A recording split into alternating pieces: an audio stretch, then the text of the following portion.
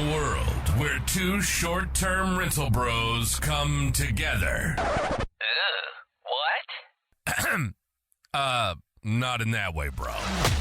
There's a podcast of truly epic proportions where we talk about all things short-term rental and shoot the shit along the way. Welcome to the Co-Host Bros Podcast.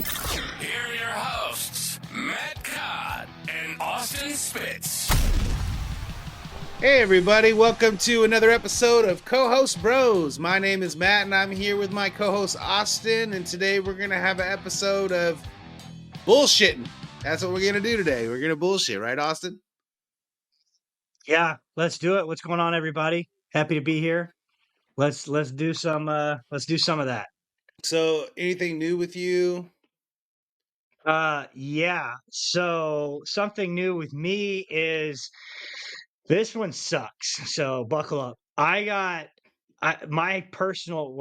of my owned STR is I got a call from a guest yesterday, and basically they sent me a video of the house, and there was water coming through from the second story down into the bedroom, and they sent me a video of this, and I'm like, oh man, this is, anytime this kind of situation happens, it's not good for anybody.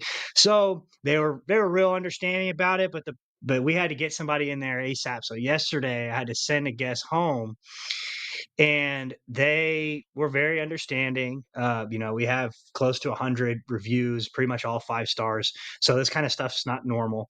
But the water heater upstairs burst and had a leak, and it was coming through the walls and down to the subfloor. And anyways, I got my plumber buddy went over there on call. It was awesome. He was there and able to execute. Guest had to go home. We'll have to give him a full refund. But yeah, then we had to call the whatever those folks are that are like emergency responding, like to water damage, that they're like, anyways, but the guy got there in like an hour, so it's going to look like it's going to be an insurance claim.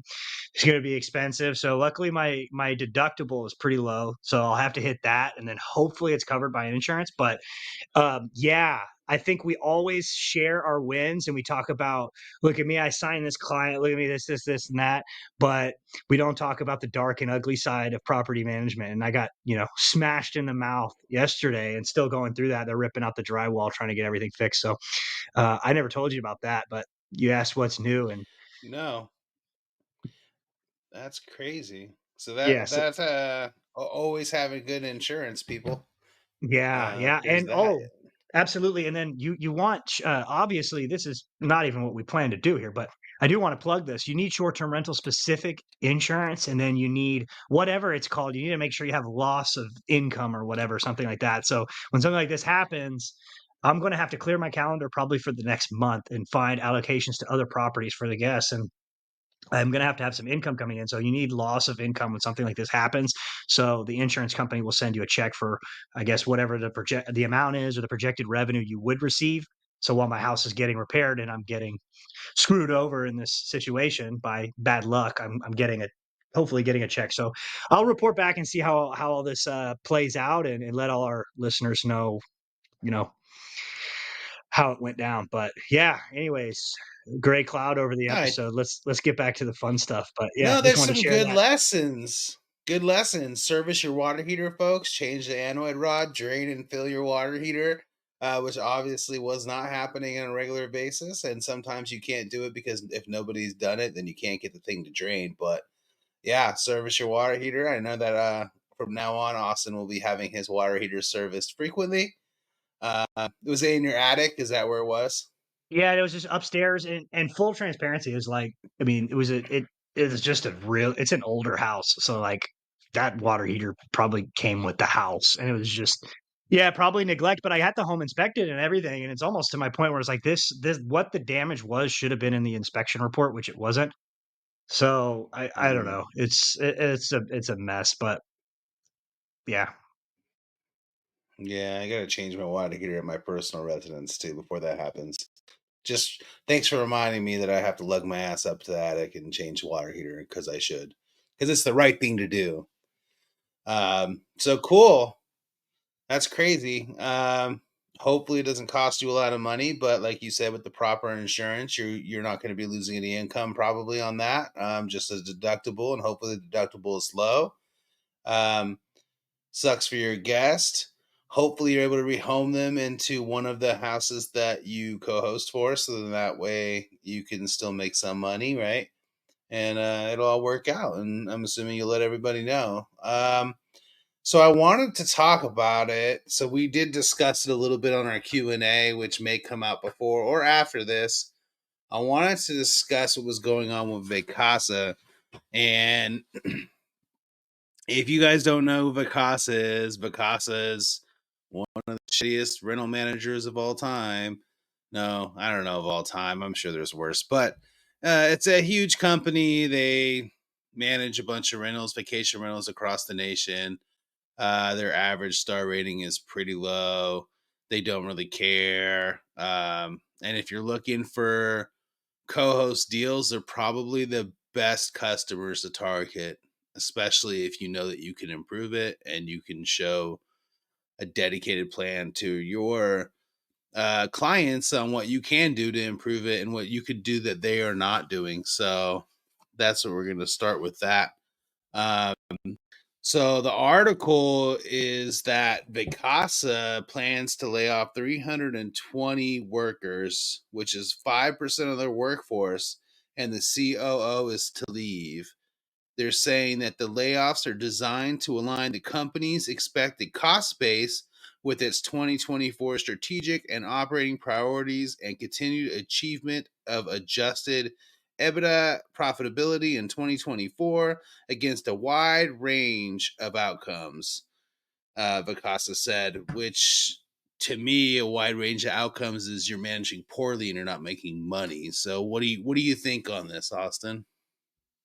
Think that a time has come and there's going to be a shift in the industry. And it's pretty much already here. It's already happening. This is operators like myself and you, people that do all the little things right and can execute at a high level, are coming along and picking off their um, clients very easily. I find it not as a challenging as a sale. I mean, signing a new client's always hard, but it's low hanging fruit to get these Vacasa people because they are such a big business that the little things fall through the cracks and they just can't execute like the local guy, like us, like we can. And we pay attention to the details that, you know, they're they're missing. So well, my take on it is with this, it's just, you know, they're decreasing their workforce, so their quality of work that they're already putting out is only going to go down. So if anything, to me, there's more blood in the water. And if you're a shark, you should be swimming in those waters and getting after this low hanging fruit. And I think it's great news. And next week we'll be calling a bunch of people from Vacasa. So Yeah, I think they're losing people left and right. I don't think they're focusing on customer retention and they're not focusing on guest satisfaction either. They actually, it looks like they posted a 76.5 million fourth quarter loss. Um, and that's an exorbitant amount of money. That's you're bleeding hands over fist on that. I mean, and that's probably because a lot of clients are shifting away from them. Yeah, some of them are probably shifting from Vacasa to Evolve, thinking it's going to be better. Well, you got to Evolve, you're going to do a lot more work. I'll tell you that, but it's not going to help you. But yeah, there's a lot of shifts to other property managers who care. I mean, it's not even like you said, the execution and things like that. Yeah, the execution is there, but really all that it comes down to is that the person that's helping you, the person that's co-hosting for you, the person that's running your property actually cares about the guest, actually cares of what happens and cares about your property because Vacasa doesn't care. Like, why would they care? It's not their property. All they want to see is how much money they're getting from you every month. And they don't even care about that either. They just want to get the money. So they'll lower the price as low as possible. They're not trying to make you any money. They're not doing those kinds of things. They're trying to, right now, they're trying to stay afloat and keep their money. So I mean, yeah, it's should be pretty easy to sell. I mean, at this point, especially if you explain like, hey, look, the boat on Vacasa's leaving, and, and this is, their average performance and this is what's going on. They're laying off people. So you think that your house is going to get as much of attention, more attention next year than it is this year? Like, it's not. If you want more attention, you need to go with me, right? Because I'm going to take care of you. I'm going to do what I can do to get you bookings. Because if I get you bookings, I win too. I make money too. And we're in this. We're in this to do this. We're not in this to have 3,000 listings and just sit there at the top and like on the COO. Which, by the way, I don't know if I mentioned the COO of Vacasa is leaving as well with that announcement. I think I missed that. But yeah, so the coup's out, and that just tells you they're going to replace him or her, and strategically probably lay people off and cut things. But the problem you have is we're in a service industry, right? You're in a service industry and you're going to cut service. So how is that going to work out for you? Right? You're going to have the people that are scared to leave and don't want to leave and whatnot, or the people that aren't making a ton, and it's really not the kind of fruit that people are chasing off the tree. Right. Cause I like I like the high earning ones, and you know but yeah, so it's gonna be interesting to see. I still want to say I hope we're not gearing toward a bloodbath out there next year, for the rest of the year and into 2025 with Vacasa, because I mean, there are people that work there, so I do feel I feel bad for them. But if they're actually good operators, they need to buckle down and study and branch out on their own, and get out from under that umbrella, right? Yeah, I think it's good. It's a good thing because I think that's kind of what true capitalism is then now you have a bunch of mom and pop operators, the small business person that doesn't answer to shareholders, you know doesn't live and die by profits necessarily, coming in and competing. And I think it's more fun that way. I also think that Vacasa is probably, while they're not doing well, I think that they're not going to go down without a fight. So I think my prediction is, and I've talked to other people about this, I think there will be maybe some changes in regulations and certain things, like people like me, where they may try and not necessarily come after us, but lobby for changes. And like, they're getting picked off by all these small co-hosts. Well, there might be some regulations that come in that they're pushing for to try and stop the bleeding. So who knows what they'll do. There might be some pushback. I don't think they're going to go down without a fight, but yeah, all basically to say everything you said. I don't think everything's really trending in a positive direction for them. So I'm using it to my advantage. I know you are. So I think it's just like, it's a no brainer. I haven't met a Vacasa client that I can't help. Like, it's like, dude, I'm going to make you more money. Your property is going to be better taken care of. My cleaning crew is better. We have better eyes on your property. I mean, how much time do you have? I could go all day. So when I talk to people, it's like a no brainer. The only kind of pushback that's hard right now is that they're licking their wounds from last year, and their calendar's filling up, at least in my market, for summertime. So they're kind of like, oh, well, maybe it's all good again because my calendar's full. I don't want to switch right now. And my thing is like, hey, you're behind the curve by like 20, 30, 40 grand, whatever the case may be. I'm like, yeah, I can't afford to switch right now. Like, you can't afford to keep operating the way you're operating. I mean, so that's the point. It doesn't matter with your summer bookings. We'll get that filled back up. It's easy money. But that's kind of one of the pushbacks now. It's an odd time to be calling on people, but you still always have to be doing that. So I think that's a tough, that somewhat, it's just an objection. It's just something you have to overcome. So their calendars are filling up. It's much difficult for them to be willing to cancel now that they see all this potential revenue coming in. But that's market specific too. It's summertime out over here, so it's money time. Yeah, it's funny about Vacasa is that it goes full circle. So if you spend all your time being, let's just say you're a mediocre operator, but you go and get as many contracts as you can, and you have 200, 300 units, just as many contracts you can, guess what? And you stole them off from Vacasa, more than likely Vacasa is going to come back and buy them from you. They'll buy your company, right? And that's a lot of how they got a lot of short-term rentals, because they purchased other co-host companies, right, or other management companies, and purchased those contracts. I think once you scale to a certain part, a certain point, it's really hard to be a good operator unless you have great systems in place, and you have good quality checks, and you have, operations managers and things like that, and to where you're actually building it like a business. Um, but it's also easy to get cancer inside your organization and nobody cares. So it's kind of funny. So I don't know. You were at the Short Term Wealth Conference, but I don't know if you went to the breakout where they were talking about WeWork. Were you in that breakout? So there's actually a documentary on it on Hulu and I think on Apple TV. Um, but WeWork was kind of like kind of before Airbnb. I don't know exactly what time frame it was, but they would take commercial space, furnish the commercial space, rent out the commercial space as separate offices and things like that, to where, as business, you didn't have to lease it, right? You could just go rent it out, and you could segregate that commercial space and make more money. And it was kind of like a harmonious office environment, but with a bunch of different collectives of businesses together. And I guess they raised a whole bunch of money.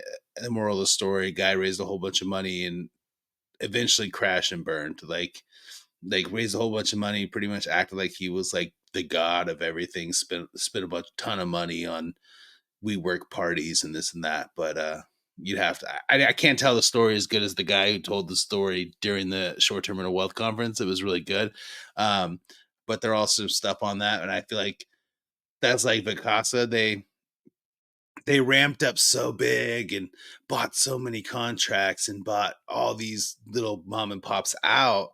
And then now it's like they're trying to hang on. They're like Wile E. Coyote who jumped off the cliff and trying to climb his way back up the cliff because he was chasing the Roadrunner. And I think I think it's going to take them a little while to level out. They're going to lose a lot of clients and level out. The real question is are they going to do the same thing? So if it comes to 2026 and they cut a lot of people and they level out, and then all of a sudden they're like, you have 100 doors and they're like, hey, can we buy your contracts at 30 grand a piece or whatever the case may be, right? Now they're doing the same thing they were doing, right? So you're going to be in that same situation again, because we all know that the markets are going to change. There's going to be more regulation. There's going to be, ups and downs. There's going to be years where people will go. We'll never see COVID again, like that kind of year, unless there's another kind of COVID event. But honestly, I think if there's some kind of COVID event, I think there'll be a little less compliance in that. Personally, that's just my opinion, and not to no political or anything, but I'm just saying that I think we'll see a difference, but you're not going to see that kind of stuff like you did in the vacation rental market at that time. Because once everybody got out, they were like, let's go. I want to go to Airbnb. I want to go have vacation. I want to do this. I want to do that. I think that negative press does affect us, no matter whose it is. Even if it's Vacasa's negative press, I think it affects us, because it's just like the same thing as like I tell everybody, like I'm a short-term rental operator. Everyone's like, what's that? Oh, I have Airbnbs. Oh, okay. I know what you're talking about, right? So I think that it affects us negatively regardless of the press that comes out anywhere. But yeah, it'll be interesting to see Yeah, it's for funny sure. when you say that, because the same thing happens to me when I'm talking to people. I always use STR, and I forget that not everybody speaks our language. So it's like, what's an STR? Ah, short-term rental. Oh, well, what's a short-term rental? Okay, Airbnb. Oh, okay. I I know. try, and I cringe at it because I don't think that I'm very grateful for Airbnb, but I don't want to refer to my business as an Airbnb business. It's cringy. Like we're building management Yeah. companies and we're building, co-hosting brands, and we're not building Airbnb's business. So much respect. Thank you for the amazing platform and opportunity to make a lot of money off through you, but you don't deserve for my business to be called an Airbnb business. So I like to call it, at least, like I say, manage vacation rentals. That's what I like to Yeah. say. It's much easier to say it that way. So I think, yeah, it's always like people don't understand the lingo. So anyways, but that, and then also I wanted to revisit what you're saying, like how Vacasa comes in and they buy all these smaller property management companies. They eat up the competition, and it's a good and bad thing, right? Like it depends on it all comes down to what your end goal is. Like it's great to have someone like Vacasa, like you say, maybe you have 100 doors and they're going to pay 30,000 per door. That's $3 million. So like you spend a decade or however long building up this man. I mean, probably longer, definitely longer, but you build up this company and it's like, maybe that was your end goal. Like maybe your goal was to build a business and sell and exit at 3 million. So I would say, well, then Vacasa needs to be your best friend. Okay. You need to be cheering for them because you want somebody. And there's other people. There's not necessarily Vacasa is going to come in and buy you out, but there might be, the guy with 1,000 units, he'll come in and buy you out. So it all depends on what your goal is. And, if you build a management company that's that big and you're like, yeah, if I can sell at 3 million, I'm good. Cause it's also at the end of the day, building and owning a business is just as important as, well, more important than something like a retirement vehicle, like buying real estate or even a 401k. I mean, whatever that is. But, you know, building a business and owning a business that's actually sellable at the end of the day is tremendously valuable. Well, you're a huge business guy, right? We were talking about the shirt you're wearing right now. It says real business owners, you said, I think. Yeah, that's my mastermind group. This is my second business actually. So I had a previous business before this, and I mean, it was in my early 20s. I started it. It was wildly successful, but I sold it and I didn't want to do that. I didn't want to do that lifestyle anymore. I didn't like the business we were in, but it was yeah, I try to keep everything very entrepreneurial focused. So like I've mentioned before, I like to have a group of short-term rental operators, and then I have a bunch of buddies that just are general entrepreneurs, business owners, plumbing companies, electrician companies, a lot of blue collar stuff that align in they align in the industry that we're in. And I have a lot of friends that do stuff like that. So I think the perfect balance is have a group like your mastermind group and my mastermind group where it's specifically short-term rentals where you can sharpen your saw there. And then I think you also need to be involved with other business owners that are general entrepreneurship that are specifically focused on growing a business and building a brand. And then you have your people over here that are specified to your industry. So I think you mash the two of those and it's a great combination of a network and resources and what you can really do to fast track to your own success and growing your business. So that's my take on that. Did you not like the business you used to have?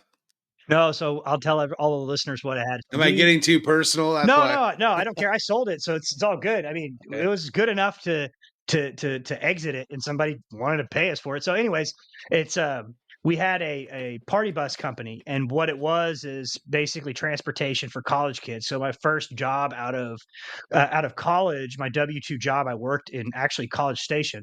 So I was living pretty gritty. I was sleeping with, in a house with 5 other dudes, kind of extended frat life, if you will. But we I started my brother and we started a business, and what we would do is we had party buses, and what we would do is just get the contracts. My brother was in a fraternity, so we would get the contracts of kind of like all the fraternity business, and we would cater to them and their events.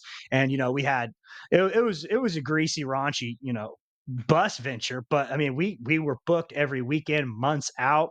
um I learned a lot of lessons from it. I learned, how to build a brand and how to build a business, because it was almost to the point where, like, this is not my ego talking, but if you walked around Texas A&M campus and you mentioned, our brand, then everybody would be like, yeah, I know that business is awesome. And we ended up selling it. We probably is one of those things we could have probably taken to the moon if we would have raised our prices, got a few more buses, Hmm. Yeah. expanded. It was too much liability, and it was just a bad quality of life that I was living at that time. So I was just like, I would figure something else out. So then I, bought my first short-term rental a few years later, and I was like, okay, well, I already have this psycho addictive personality that whenever I figure out something I'm going to do, I'm going to go all in. So it ended up leading me to this. But yeah, that was the previous venture. It was fun. It was a great learning experience. No, that's cool. I could think of a million different ways to spin off of that. How you could have grown that, but and I can see also too the how uh, I don't want to say negativity. It's not the word I'm really looking for, but how the that kind of energy in your life affects you as your growth as a person, right? Because you're trying to grow as a person. You weren't trying to be that frat kid, and that kind of had you stuck there. Um, which is fantastic. And they still do party buses to this day. I see them come from Houston to Dallas all the time, and normally is geared more toward girls trips and things like that. But no, yeah, good business. Especially, I think that it was what the market was missing in the Texas area, right? Because we're not Nashville. We're not like, everybody comes to visit. Let's party bus. But we're really far away from big towns. So who doesn't want to take a party bus, 4 hours to Dallas, right? If you're going to Dallas from Houston or whatnot. So that's pretty cool. And I see how it correlates together, right? It's very impressive. You want to tell us how much you sold it for? No, I'm just kidding. I'm just kidding. You don't have to tell us. Um, but I'd yeah, rather so I'd rather not, just because I'd be too embarrassed of like how low the figure was versus if I would have uh, scaled it, went to another college town. I don't know, man. The liability was too much with it. It's just transportation, and then it's like I had paid drivers, and the drivers would, be out taking people home from the bars that booked for their birthday or whatever, and then they're taking them home at like 3 in the morning, and Sally's in the back throwing up, and then I got to wake up the next day, go to the carpet cleaning guy, charge them. It's just like, in a lot of ways, though, it does transfer over into the short term rental space, dealing yeah. with those problems. I mean, I think if you want to be an entrepreneur, the problems are unavoidable. It's just the different kind of problems you'll deal with at different levels. So yeah, but yeah, it wasn't long term what I want to do. I was like, okay, I just reached a point where I was like, I'm gonna be like the transportation party bus guy, or I'll just sell it now and figure out something else to do. And it's funny because when I hear Bill Faith talk, also plug, I don't know if this episode is gonna drop before his visit, but he is coming to the Houston short term rental meetup on the 27th. I'm not taking credit for that. I didn't facilitate that.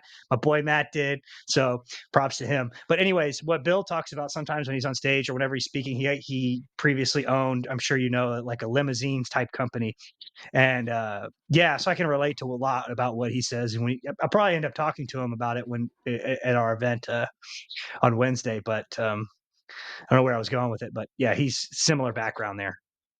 Yeah, we're not dropping before Wednesday, not this one. We already have something in the queue. We have Andrew White's episode dropping on Wednesday. But so I do post all the time about the meetup on March 27th. So if you didn't come, you're fucking going to miss out. And we'll probably do an episode of talking about it, how much of a good time we had. But we do a meetup in the Houston area every month, last Wednesday, every month. So yeah, it's great. If you don't know where it is, the Brass Tap in Richmond, Texas, for now until we blow the motherfucker up. But anyway, yeah, no, that's what it reminded me of when you were telling me about the other business, because I was thinking like, yeah, Bill has like 33. He's done like 33 startups or something, some astronomical amount. I couldn't imagine doing that many businesses in that much time. Or even building up and selling or failing that many businesses either way. Like it's just, to me that's crazy. But I think it's good that you were in that space, because it totally directly correlates to the problems you have now. And now it's probably like, oh, this happened. You're like, okay, cool. Clean it up, send them a charge, like whatever. Like nothing phases you, right? And I know like my W-2, like people are like, oh, well, this is going on. And it's like nothing phases me because I've already been hit with all of it. Like I'm not even, they're like, well, you're not stressed out. You don't ever stress out. Why would I stress out? I already know the solution. It doesn't matter. I've had this problem before. Cool, no big deal. Like I can see how you can correlate that over. So that's cool. That's really cool. That's something new I learned about you. Yeah, and I think as time goes on, I think exactly what you said, and it's just like you start to develop a stress level, and it kind of just sucks, but at the same time, it makes you stronger because it's like if you didn't have your short-term rental headaches, then work would be your stress, and this whatever's happening at your job, you're going to be like, man, this is stressful. But now you're like, no, I've dealt with real stress over here. Homeboy over here can't handle it because he just doesn't know how to deal with it. But I've gone through this threshold and built up this tougher exterior that it's like, okay, now as I continue to scale, I get more and more stressed, and the things that used to stress me out and make me lose sleep are now very small, and now I have bigger problems. And then at some point, the goal is that those problems will be smaller, and I'll have bigger problems, right? So Yeah. It's like a jack of all trades, master of none. So You once you Yeah. feel like your mastery of something, then you kind of move on to the next thing, you know? Yeah, I think it's hard too because it's like there's always something, and it's like, as an entrepreneur, I feel like you have to be locked in on one thing for a very long time and go all in on one thing. Because as soon as you switch and try and do something else, you start at the bottom at ground zero again. It's like my buddy was calling the other day that has a moving company, and he's just getting me like juice. My juice is flowing. He's like taking over his parents' outdated moving company. I'm like, damn, dude, there's so much you could do. I'm like, man, dude, I kind of want to get involved in this, but I'm like, no, man, stay the course. Don't have shiny object syndrome, because whenever you have that, it's not a good long-term result, because the more you pivot, the less amount of time you spend in the game. And I don't know. I just think sticking with one craft and being the best that you can be at it over a long period of time, you're gonna win. You're gonna be better off winning that way. That's my take. What have I done? Who knows? But that's the way I view it. Yeah, okay. So you just brought me I was gonna do a co-host tip of the week, and I had wrote it down when I was at work, uh, about action. So now that we're having the right now that we're having the conversation, right, at this point, so it's like really action the more action you take in the same craft that you're in, the more that it compounds, whether you can see it or not, which you can't see it, right? So we can't see who's listening to this podcast. We can't see who subscribes to this podcast. We just know how many times it was listened to and how many times each episode is listened to. So, and as an example, is that okay? I keep posting things on social media, and Austin keeps posting things on social media, and we keep putting out episodes, and we keep having these conversations and bullshitting and all these things, and you like us, hopefully, and you want me to hear me say fuck and all these cool things, right? Because I'm cool. Don't worry about it. Don't tell your mom. Anyway, so over time, as we continue to do this, it'll compound, and we won't know it's compounding, right?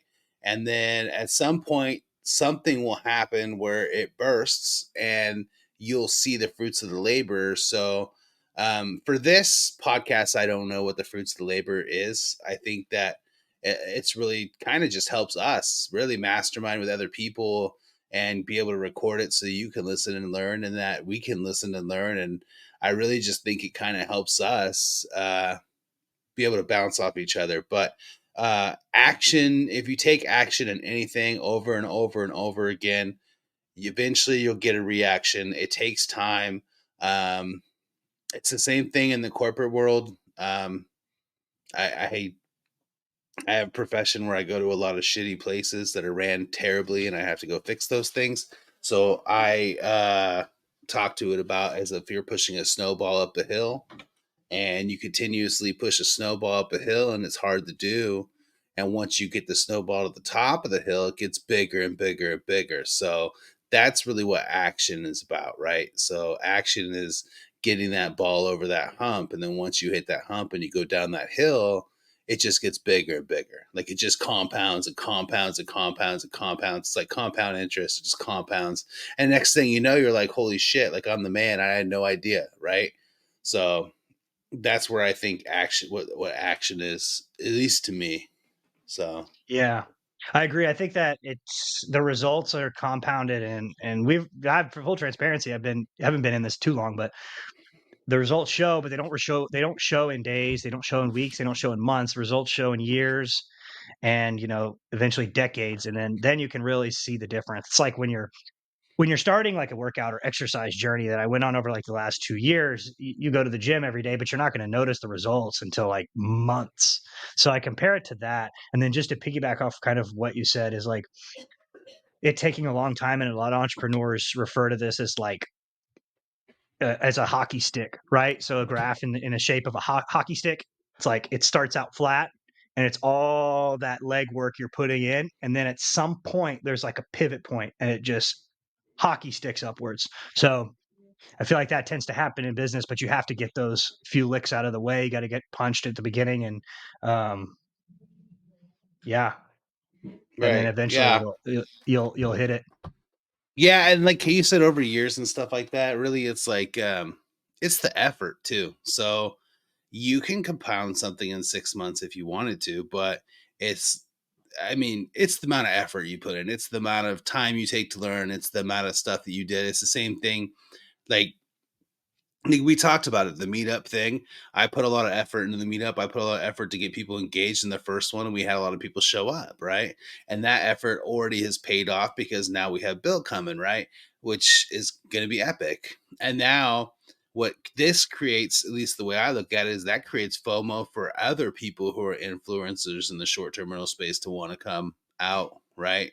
So, the more and then it creates FOMO for the people listening who don't get to hear this episode until after it happened, and they're like, fuck, I wanted to go, I should have went. So that creates more stuff, so that compounds over time, right? So over time that'll compound, and who knows where it will lead.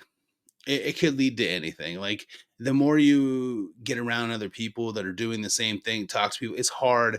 I'm gonna tell y'all, it's hard. It's hard to find someone in your community that's doing the same thing. Your neighbors aren't doing what you're doing. Your friends aren't doing what you're doing. And if they are, good for you.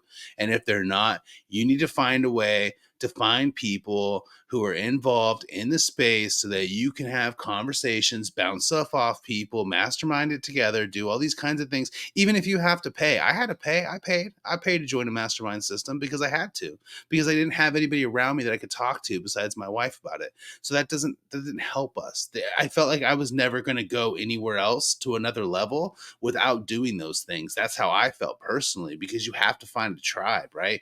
And I'm not trying to sell you anything. Be honestly, you want to be part of my tribe, go ahead and DM me. We can talk, whatever. It doesn't matter. I don't mind helping people, love helping people. It's fun. And I'm sure Austin's the same way, but it's hard at first when you don't know anybody who's doing it, right? Am I wrong, Austin?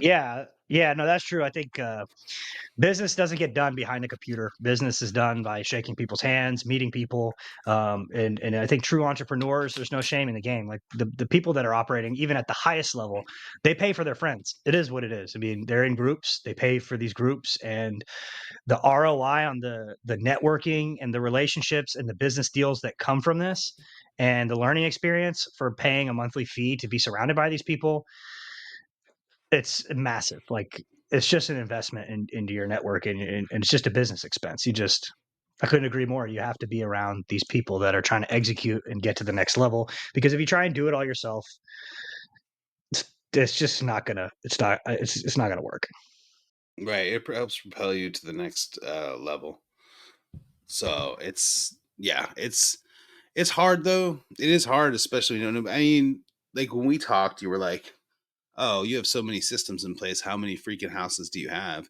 And I have one. I'm lame. I have one, but I take the time to listen, to compound the knowledge. I take the time to test it. I take the time to learn all these things, because once I have two, three, four, five, six, 10, I don't want to be in a situation where I have to have a learning curve. I want to know what the fuck I'm doing immediately, because that's just how I am. I'm that kind of person. Like, I want to know how I'm going to handle this situation when this arises. Now, other things might happen here and there that I don't know about, but other than that, making sure everything's streamlined and good to go and all this stuff, I'm not going to fail at that, because I'm going to make sure that I'm 100% ready to tackle it.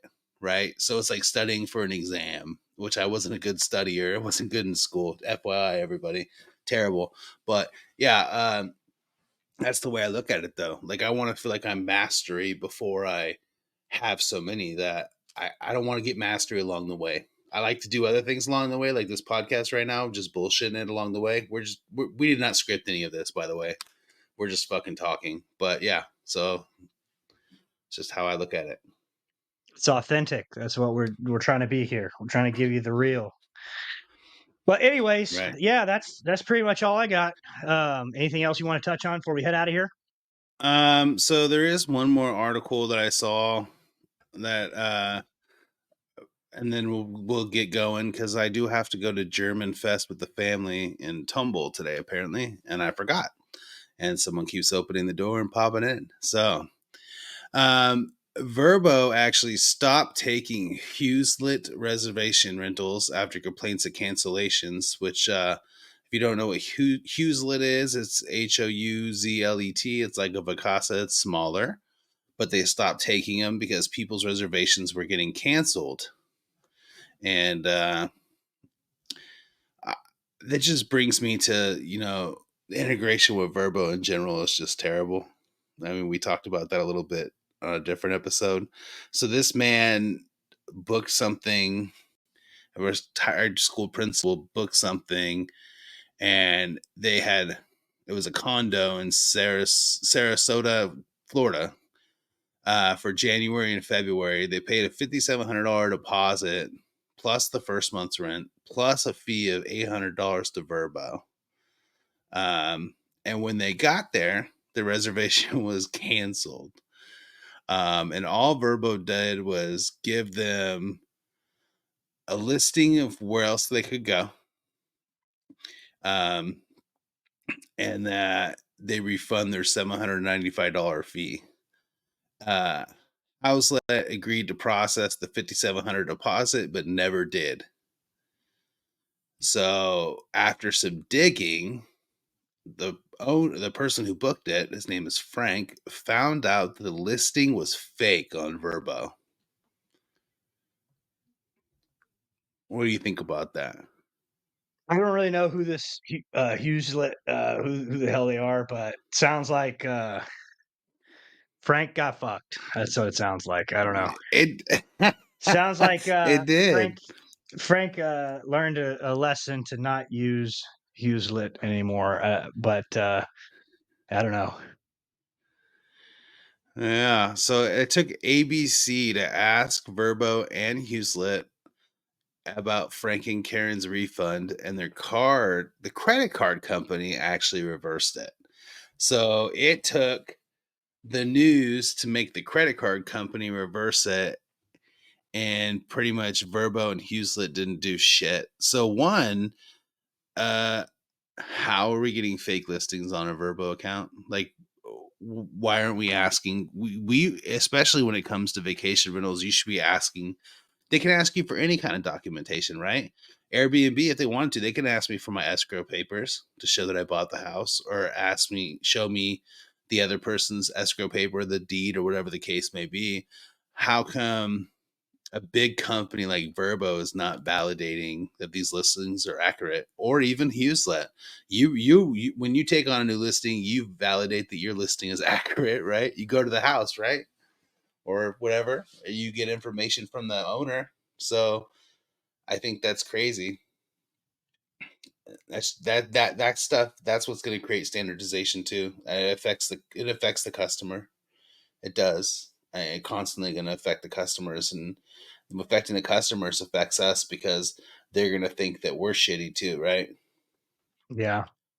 So Yeah. I think it's just comes down to me. It's just I can control what Austin can control and try not to lose too much sleep over, what everybody else is doing. But interesting story there. yeah, it's crazy. I'd be pissed. I definitely would have went to ABC too.